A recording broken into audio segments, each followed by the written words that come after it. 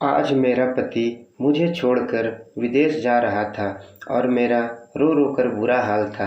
आखिर आज उनके जाने का समय आ गया था।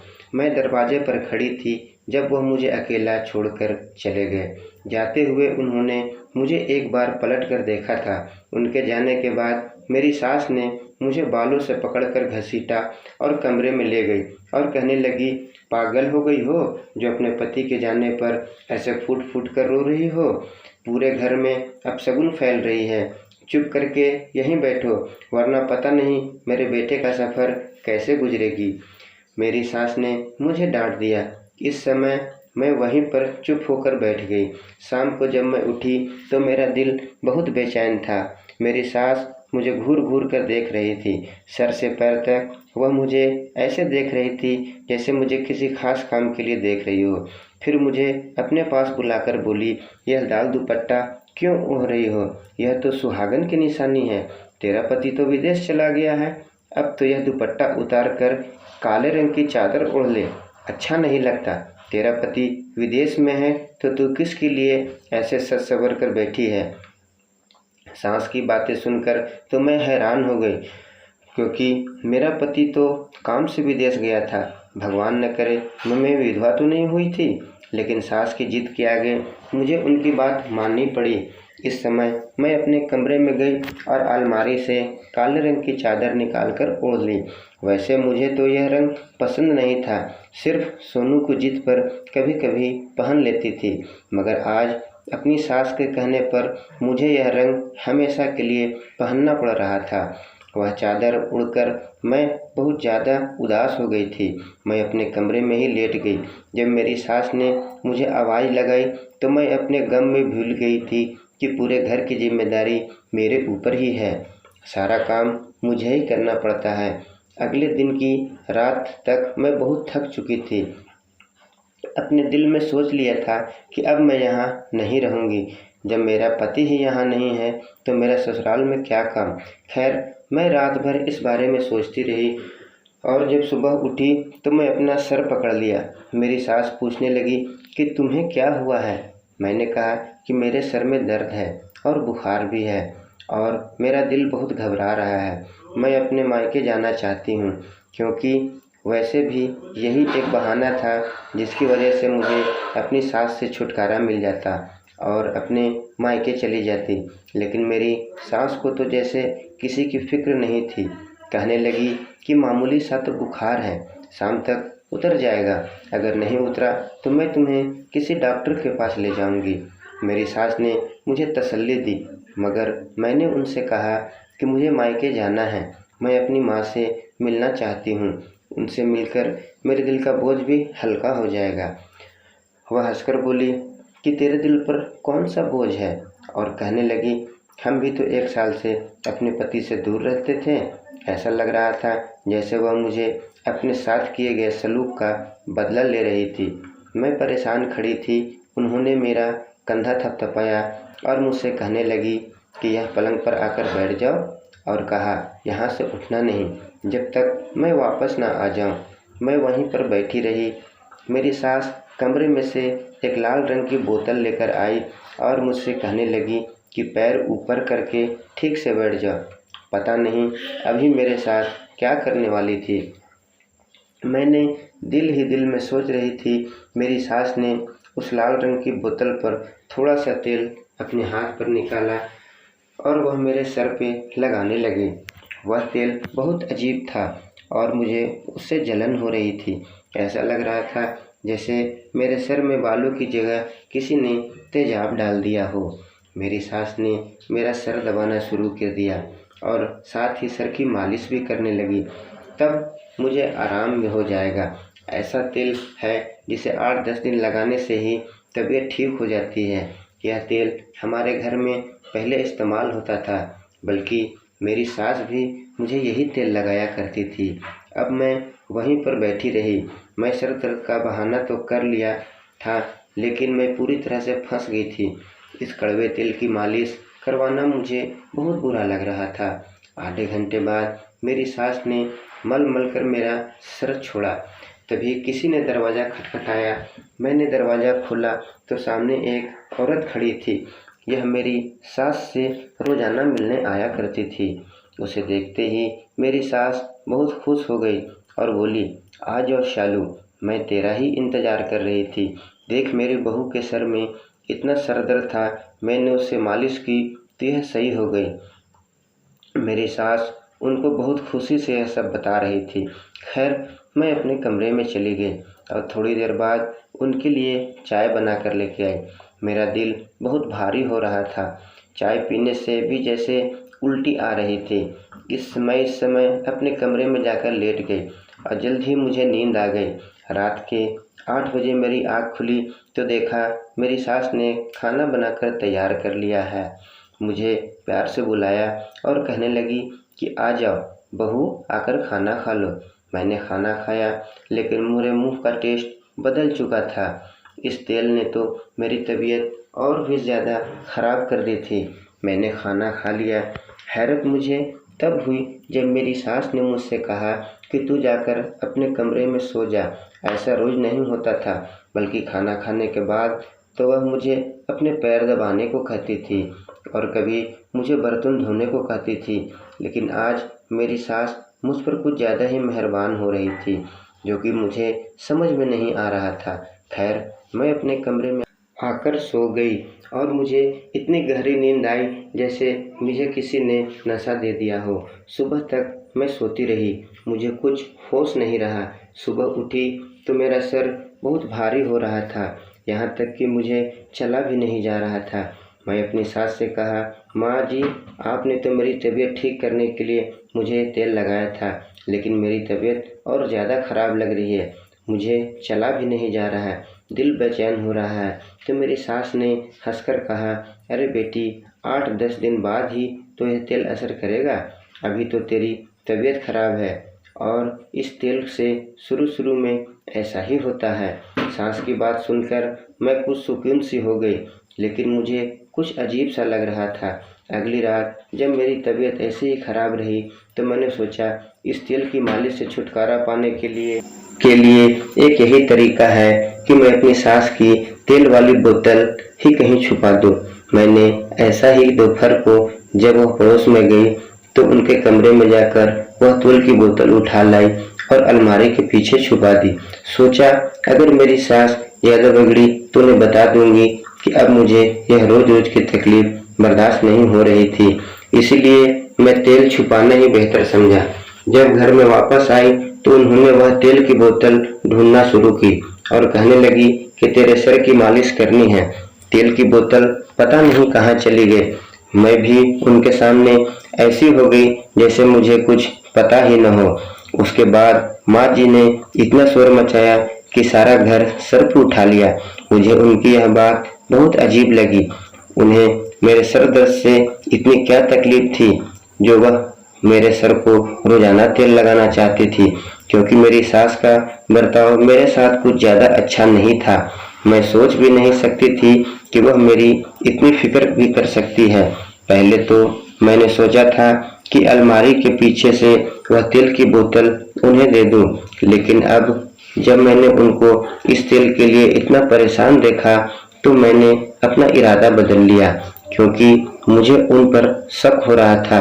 वह तेल लगाने के बाद मुझे सारी रात नींद आती रहती।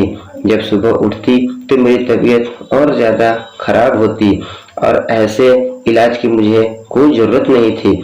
मेरी तबीयत ठीक होने के बजाय और ज़्यादा खराब हो रहा था। उस रात जब मैंने अपने कमरे में सोने के लिए गई तो सास ने मेरे कमरे का दरवाज़ा बाहर से बंद कर दिया। मुझे ऐसा लगा कि उन्हें बाहर से ताला लगा दिया हो। मुझे बहुत हैरत हुई। आज मुझे नींद भी नहीं आ रही थी। थोड़ी ही देर हुई थी कि मुझे बाहर से कुछ लोगों की आवाज़ आने लगी और लोग चुप चुप के हल्के हल्के में कुछ बातें कर रहे थे। मैंने अपने कमरे का पंखा बंद कर दिया और उन आवाज़ों को दरवाज़ों के पास जाकर गौर से सुनने लगी। कुछ घसीटने की आवाज़ आ रही थी, जब के 2-4 आदमी एक साथ खड़े थे। मेरी सास उनसे पता नहीं क्या कह रही थी। पूरे घर में अंधेरा था, मेरे कमरे की लाइट भी बंद थी। मैंने देखा दो आदमी हमारे घर से छुपकर निकल रहे थे। पहले मैंने सोचा कि मेरी सास का कोई रिश्तेदार होगा, लेकिन मेरे दिल में ख्याल आया कि अगर यह कोई रिश्तेदार होता तो ऐसे चोरी छुपे क्यों मिलने आता। दिन की रोशनी में भी तो मिलने आ सकता था, रात में ही क्यों आया। अब तो मेरी सास पर मेरा शक और भी पक्का हो गया। सुबह जब मैं उठी तो बहुत फ्रेश फील कर रही थी। मेरी तबीयत थोड़ी सी भी खराब नहीं थी। जब मैं कमरे से बाहर आई तो सास ने मुझे देखा और कहने लगी कि रात को ठीक से तो नींद आई थी ना। मैंने उनसे कहा, हाँ माँ जी, मैं सो गई थी। वह कहने लगी, मैं जानती हूँ कि तेरी तबीयत अभी खराब है। मैं आज ही तुझे सालू माँ के पास लेकर चलती हूँ। तुम तो जानती हो वह कितनी माहिर है। उसे बहुत से लोग दवाई लेने आते हैं, चाहे कोई भी बीमारी हो वह हर मर्ज की दवा देती है। मेरी सास ने मुझे समझाया, लेकिन मैं जानती थी कि सालू आंटी की माँ एक पाखंडी औरत के अलावा और कुछ नहीं है, इसलिए मेरा उनके पास जाने का बिल्कुल इरादा नहीं था। मैंने अपनी सास से कहा कि माँ, अब मैं बिल्कुल ठीक हूँ, कोई जरूरत नहीं है। वह कड़वा तेल लाने की मैंने मुंह बनाते हुए कहा। वह कहने लगी, अरे तुझे क्या पता तेरी तबीयत ठीक है या नहीं, आज ही मैं तुझे लेकर जाऊंगी और तेरा इलाज करवाऊंगी। तू फिक्र मत कर, तू शाम को तैयार रहना। अपनी सास से बात सुनकर मैं अपना सर पकड़कर बैठ गई और कहने लगी, माँ, मुझे कोई इलाज नहीं करवाना, मैं बिल्कुल ठीक हूँ, आप मेरा पीछा छोड़ दें। मुझे उन पर गुस्सा आ गया था। वह मुझसे कहने लगी कि मेरे सामने ज्यादा जुबान चलाने की जरूरत नहीं है, वरना मैं तेरी शिकायत तेरे पति से विदेश में कर दूंगी कि तू मेरी कोई बात नहीं मानती। बस मेरी यही एक कमजोरी थी जिसका फायदा मेरी सास उठा रही थी। अब जब मैं शाम को तैयार हो गई तो मेरी सास भी मुझे ले जाने के लिए पूरी तैयार थी और हम सालू की माँ नीलू आंटी के पास पहुंच गए। नीलू आंटी बहुत ज्यादा मशहूर थी, लेकिन सच तो यह है कि मुझे उनके दवाओं पर बिल्कुल भी यकीन नहीं था। वह अजीब अजीब हरकतें करती थी। सास ने भी उसको मेरी तबीयत के बारे में बताया और कहने लगी, तुम मुझे वही तेल जो तुमने पिछली बार दिया था। सास की बात सुनकर वह थोड़ी देर खामोश रही और फिर एक लड़की को आवाज दी और उससे कहा कि तेल ला दो, और उसने मेरी सास को दे दी। मेरी सास ने उसका शुक्रिया अदा किया और फिर मुझे लेकर घर वापस आ गई। उस तेल को लगाने के बाद मेरी सास बहुत खुश लग रही थी। ऐसा लग रहा था जैसे उन्हें कोई खजाना मिल गया हो। मुझे यह सब देखकर बहुत ज्यादा बुरा लग रहा था, लेकिन मैं भी अपने दिल में ठान ली थी कि कुछ भी हो जाए अपनी सास को यह तेल अपने सर में लगाने नहीं दूंगी। मेरे दिमाग में एक आइडिया आया और मैं वही किया। मैंने उस जैसी शीशी ली और उसमें सरसों का तेल भर दिया और इसमें लाल रंग मिला दिया, और जो तेल मेरी सास लाई थी वह मैंने पेड़ों में फेंक दिया। मेरी सास को जरा सा भी इस बात का एहसास नहीं हुआ कि मैंने वह तेल की बोतल बदल दी है। रात को जब मेरी सास ने मुझे अपने पास बुलाया और मेरे सर की मालिश करने लगी, जब मालिश अच्छे से हो गई तो वह मुझसे कहने लगी कि जा अपने कमरे में जाकर सो जाओ, 8 दिन में मेरी तबीयत ठीक हो जाएगी। जबकि मुझे तो कोई बीमारी ही नहीं थी। खैर, मैं अपने कमरे में आ गई। मुझे नींद नहीं आ रही थी, मेरी तबीयत अब बिल्कुल ठीक थी, मुझे थकावट भी नहीं हो रही थी, जबकि उस तेल के मालिश के बाद मेरा सर भारी हो जाता था। मैं अपने बिस्तर पर जाकर लेट गई। थोड़ी देर बाद मुझे वही आवाज आने लगी। आज मेरे कमरे का दरवाजा अंदर से बंद था, क्योंकि मेरी सास को लग रहा था कि मैं सो गई होगी, इसलिए उन्होंने मेरे कमरे का दरवाजा बाहर से बंद नहीं किया था। वह आवाज से मुझे ज्यादा आने लगी तो मैं अपने कमरे के बाहर आई तो देखा तो यह बातें मेरी सास के कमरे से आ रही थी। मैंने अपनी सास के कमरे में तरफ गई तो मुझे देखकर बहुत ज़्यादा हैरत हुई कि 3 लड़के मेरी सास के कमरे में बैठे थे और वह उन्हें दहेज का सामान दे रही थी और लड़कों ने अपने चेहरे नकाब से ढक रखे थे। तभी मेरी बात सब कुछ समझ में आ गया कि यह मेरे दहेज का सामान। यह सोचते हैं मुझे चक्कर आने लगे। मैं दरवाज़ा खोलकर उनके कमरे के अंदर चली गई और अपनी सास के सामने जाकर खड़ी हो गई। मैंने उनसे कहा कि माँ जी, यह लोग कौन हैं और मेरे दहेज के बर्तन आप इन्हें क्यों दे रही है। मुझे देखकर मेरे सास का चेहरे का रंग उड़ गया और कहने लगी, तू यहाँ कैसे आ गई? मैंने तुझसे कहा था कि अपने कमरे में जाकर सो जा। वह अपनी गलती छुपाने के लिए उल्टा मुझे ही डांट रही थी। मैंने उनसे कहा कि माँ, मैं सो नहीं सकती, जो मैंने आपसे पूछा है पहले उसका जवाब दो। तो वो कहने लगी कि कौन होती हो तुम मुझसे सवाल पूछने वाली। उल्टा मुझ पर गुस्सा करने लगी और कहने लगी कि मैं जो चाहूँ करूँ, यह मेरा घर है, तुम मुझे मत बता कि मुझे क्या करना है और क्या नहीं। वह मुझ पर चिल्लाने लगी। यह देखकर वह लड़के जल्दी से घर से भाग गए, लेकिन मेरे दिमाग में यह बात बैठ चुकी थी कि भला मैं अपनी सास को कैसे छोड़ सकती थी। बहस करते करते उन्होंने हार मान ली और कहने लगी कि मैं तेरे दहेज का सामान अपनी बेटी के घर पहुंचा रही थी। उनके घर मेहमान आ रहे थे, थोड़े ही दिन को बात है, सामान वापस आ जाएगा, लेकिन तू तो अपने दहेज को हाथ भी लगाने नहीं देती, इसलिए मैं तेरे सोने के बाद यह काम कर रही थी। सास की बातें सुनकर मुझे बहुत गुस्सा आया, जबकि ऐसी कोई बात नहीं थी, क्योंकि मैं कभी भी उनका कोई सामान ले जाने से मना नहीं करती थी। फिर भी पता नहीं क्यों उन्होंने मुझसे यह बात छुपाने की कोशिश की। जब मेरी और उनकी लड़ाई बढ़ गई तो उन्होंने मुझे धमकी देने लगी और कहने लगी कि तुझे बदला लेकर रहूंगी, तूने मेरे बेटे का घर बर्बाद कर दिया है। मैं अभी उसे फोन करती हूँ, उसे सब बताऊंगी कि रात को तुझे लड़के मिलने आते हैं।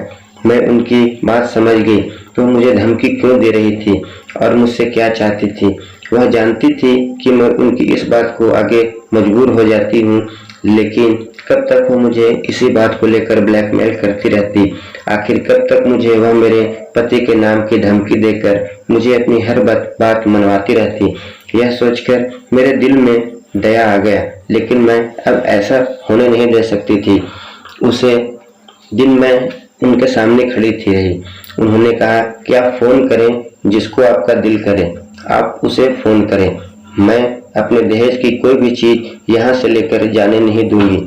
मेरी बातें सुनकर मेरी सास को गुस्सा आ गया और उन्होंने मुझे धक्का दे दिया। मैं दरवाजे के आगे गिर गई और मेरे सर पे चोट लग गई।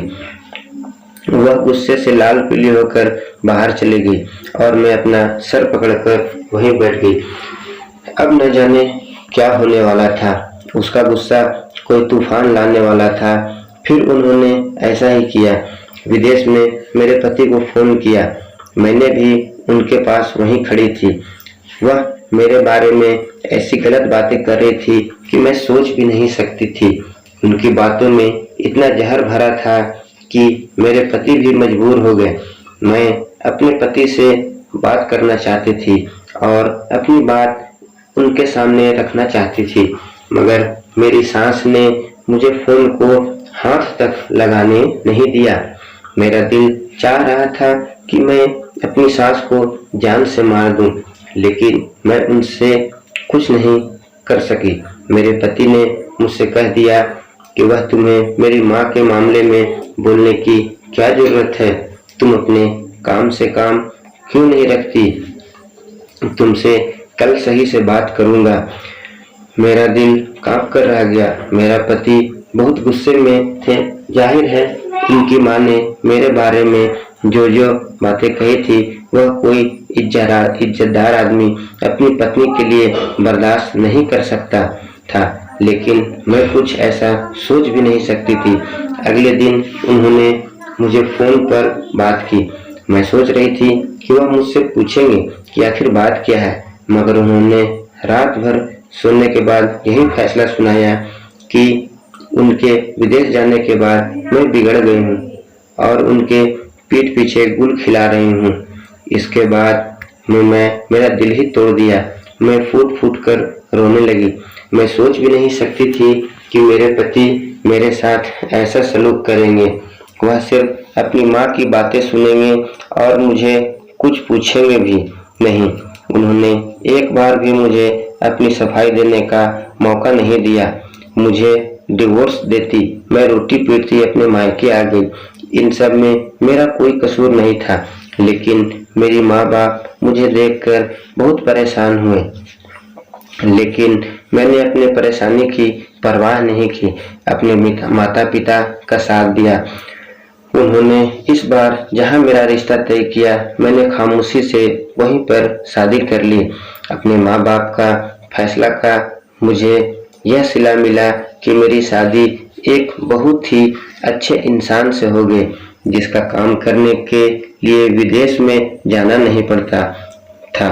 मैं अपने पति के साथ बहुत ज़्यादा खुश थी। वह भी मुझसे बहुत मोहब्बत करते थे और मेरी बहुत ज़्यादा इज्जत करते थे। मुझे लग रहा था कि अब मेरी जिंदगी खुशी खुशी कटेगी। एक दिन मुझे अपने मोहल्ले की एक औरत मिली। बातों बातों में वह मेरी सास के बारे में बातें करने लगी। मैंने पूछा कि वह कैसी है।